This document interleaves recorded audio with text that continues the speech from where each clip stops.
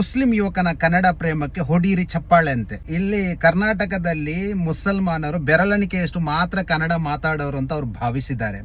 ನಿಜವಾಗ್ಲೂ 100ರಲ್ಲಿ ಏನಿಲ್ಲ ಅಂತ ಹೇಳಿದ್ರು ಕೂಡ 70-80% ಜನ ಕನ್ನಡ ಮಾತಾಡ್ತಾರೆ.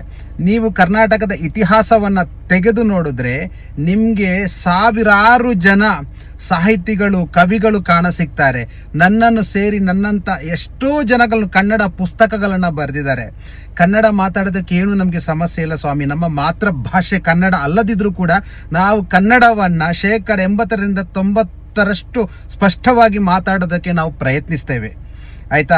ಸೊ ಇದು ಬೆರಳೆಣಿಕೆಯಷ್ಟು ಜನ ಮಾತ್ರ ಕನ್ನಡ ಮಾತಾಡ್ತಾರೆ ಅನ್ನೋ ರೀತಿಯಲ್ಲಿ ನೀವು ಇದನ್ನ ಬಿಂಬಿಸ್ತಿರಲ್ಲ. ಈ ಕರ್ನಾಟಕದಲ್ಲಿ ಅತಿ ಹೆಚ್ಚಿನ ಸಂಖ್ಯೆಯಲ್ಲಿ ಮುಸಲ್ಮಾನರಿದ್ದಾರೆ, ಅಷ್ಟೇ ಅತಿ ಹೆಚ್ಚಿನ ಸಂಖ್ಯೆಯಲ್ಲಿ ಅವರು ಕನ್ನಡವನ್ನ ಕೂಡ ಮಾತಾಡ್ತಾರೆ. ಇದು ನಿಮ್ಗೆ ಮಾಹಿತಿಯ ಕೊರತೆಯೋ ಅಥವಾ ಮುಸಲ್ಮಾನರನ್ನ ಭಾವನಾತ್ಮಕವಾಗಿ ನೀವು ಕೆರಳಿಸುವಂತ ಪ್ರಯತ್ನ ಮಾಡ್ತಿದ್ದೀರೋ ನನ್ಗಂತೂ ಗೊತ್ತಿಲ್ಲ.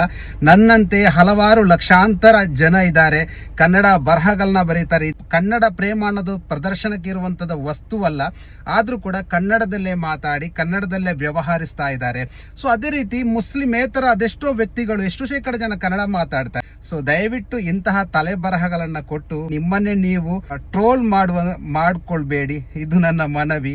ಸೊ ಹಲವಾರು ಕರ್ನಾಟಕ ರಾಜ್ಯದಲ್ಲಿ ಮುಸಲ್ಮಾನರು ಅನೇಕ ಕ್ಷೇತ್ರಗಳಲ್ಲಿ, ಧಾರ್ಮಿಕ, ಶೈಕ್ಷಣಿಕ ಹಲವಾರು ಕ್ಷೇತ್ರಗಳಲ್ಲಿ ಅವರು ತಮ್ಮ ಕೊಡುಗೆಗಳನ್ನ ನೀಡಿದ್ದಾರೆ, ಅಪಾರವಾದಂತಹ ಕೊಡುಗೆಗಳನ್ನ ನೀಡಿದ್ದಾರೆ. ದಯವಿಟ್ಟು ಇಂತಹ ತಲೆ ಬರಹಗಳನ್ನ ಕೊಟ್ಟು ತಮ್ಮನ್ನು ತಾವು ಟ್ರೋಲ್ ಮಾಡ್ಕೋಬೇಡಿ ಅಂತ ನಾನು ಮನವಿಯನ್ನ ಮಾಡ್ತಾ ಇದ್ದೀನಿ.